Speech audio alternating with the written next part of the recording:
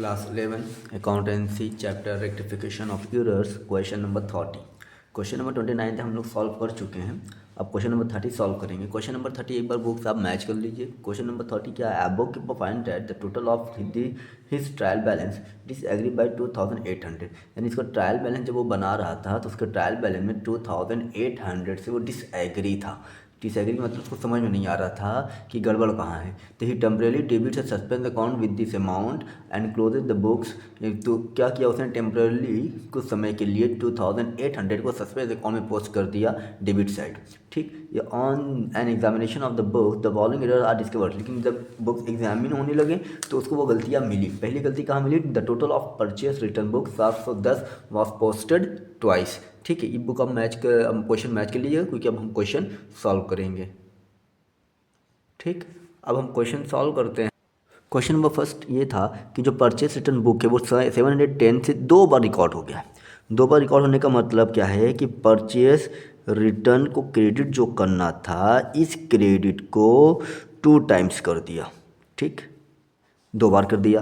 तो एक बार क्रेडिट जो 2 बार क्रेडिट हो गया है तो सही करने के लिए अब परचेस रिटर्न को क्या करेंगे? डेबिट करेंगे। ठीक, परचेज रिटर्न अकाउंट डेबिट, तो क्रेडिट कौन होगा? To suspense account. ठीक है, कितने से हो जाएगा ये? 710 से। ये आपका पहला पॉइंट क्लियर हो गया। ठीक, अब दूसरा क्वेश्चन क्या कह रहा था कि goods costing 800 were distributed as free sample but no entry was passed in the books. यानी इसका मतलब क्या हुआ? खरीदा हुआ माल उसको क्या कर दिया? वो एज अ फ्री सैंपल बांट दिया। यानी एडवर्टाइज कर रहा है, वो एडवर्टाइज एक्सपेंस हो रहा है तो बांट दिया। तो आप सही करने के, सही क्या मतलब? पोस्ट हुआ ही नहीं था। जब पोस्ट नहीं हुआ था तो इसको हम पोस्ट कर लेंगे। जब पोस्ट करेंगे तो एडवर्टीजमेंट एक्सपेंस भी लिख सकते हैं। एडवर्टीजमेंट एक्सपेंस अकाउंट डेबिट, जगह कम होने की वजह से हमने लिखा है टू परचेज अकाउंट। ठीक, अमाउंट आपका क्या आ जाएगा? 800। ठीक है, ये 2 क्वेश्चन आपके कंप्लीट हो गए। ठीक, अब ये हो गया आपका। अब तीसरा पॉइंट है।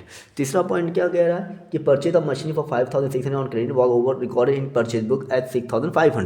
यानी क्या कह रहा है कि हमने मशीन खरीदा था तो एंट्री क्या होनी चाहिए? Machinery account debit to creditors. ये एक सही एंट्री थी, लेकिन उसने मशीन को डेबिट करने के बजाय उसने डेबिट परचेज बुक को परचेज बुक में रिकॉर्ड करा। जब परचेज बुक में रिकॉर्ड किया होगा तो डेबिट किसको किया होगा? परचेज को डेबिट कर दिया होगा। ठीक है ना, तो परचेज को डेबिट कर दिया। जब परचेज को डेबिट कर दिया है तो सब गड़बड़ हो गया। क्यों गड़बड़ हो गया? क्योंकि परचेज बुक में कितना रिकॉर्ड किया है? क्रेडिटर्स तो किया था, लेकिन परचेज बुक में रिकॉर्ड कर दिया है इसने 6500 से।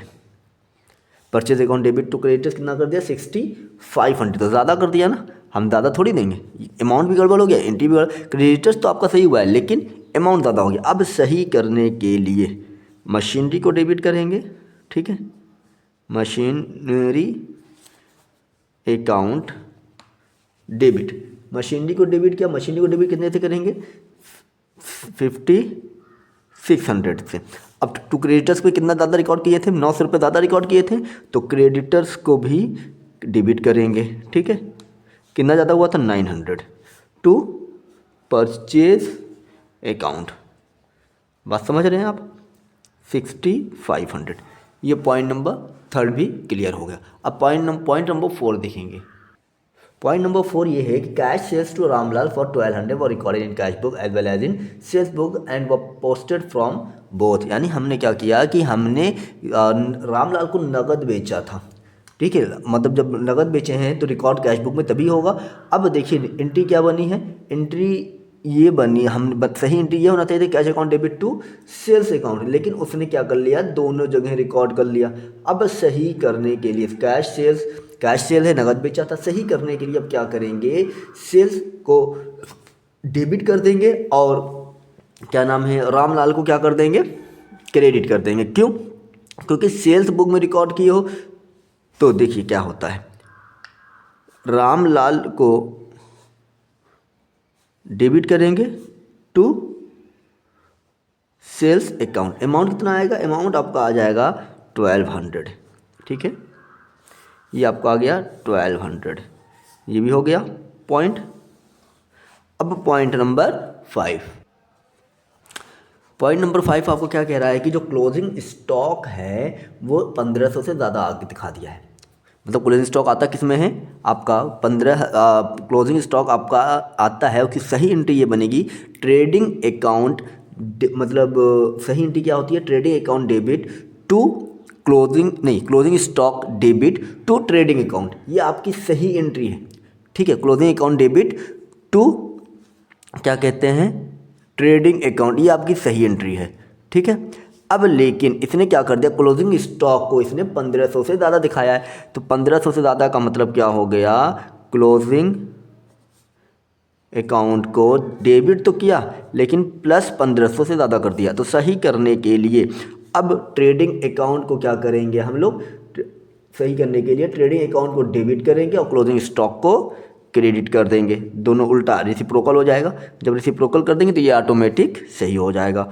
टू क्लोजिंग स्टॉक अकाउंट कितने से 1500 से, गड़बड़ हुआ तो 1500 से सही कर लेंगे, ठीक है। अब पॉइंट नंबर क्या है, point number 6 sorry, point number 6 क्या कह रहा है कि cell return book, cell return book हमेशा क्या होता है, डेबिट होता है, याद है, ठीक। तो वाज अन टोटल, यानी टोटल नहीं हुआ था, थ्रू पर्सनल अकाउंट्स व पोस्टेड 1580, लेकिन पर्सनल अकाउंट के थ्रू हमने 1580 पोस्ट कर दिया, जबकि सेल्स रिटर्न क्रेडिट हुआ था तो पर्सनल अकाउंट में कर दिया। तो अब सेल्स रिटर्न को वापस से क्या करेंगे, डेबिट करेंगे। सेल्स रिटर्न डेबिट ही होता है, तो सेल्स रिटर्न अकाउंट डेबिट, सिर्फ सेल्स रिटर्न में गड़बड़ी हुई है तो to suspense account, to suspense account amount क्या आ जाएगा, अमाउंट आपका आ जाएगा 1580, ठीक 1580। पॉइंट नंबर 7, पॉइंट नंबर 7 क्या कह रहा है कि no entries have been made in the cash book for the insurance premium directly paid by bank, यानी बैंक ने डायरेक्ट इंश्योरेंस प्रीमियम पेड कर दिया था। एंट्री क्या बनेगा, इंश्योरेंस प्रीमियम अकाउंट डेबिट, ये हमारे लिए एसेट होता है और बैंक के पास से पैसा जा रहा है तो टू बैंक अकाउंट 700, या फिर दूसरा क्या है, इसके आगे क्वेश्चन क्या कह रहा है, इसके आगे फिर क्वेश्चन ये बढ़ा दिया है कि bank 700 and interest charge on overdraft 320, और बैंक ने इंटरेस्ट भी चार्ज किया है मुझसे, तो interest account debit to bank, interest हमारे लिए नुकसान है। तो अब इस पर एक एंट्री हम बनाते हैं, तो insurance premium account debit, interest account debit to bank, एक एंट्री भी बन सकता है। मैंने आपको समझाने के लिए 2 एंट्री पास करे ताकि आप आसानी से समझ जाए।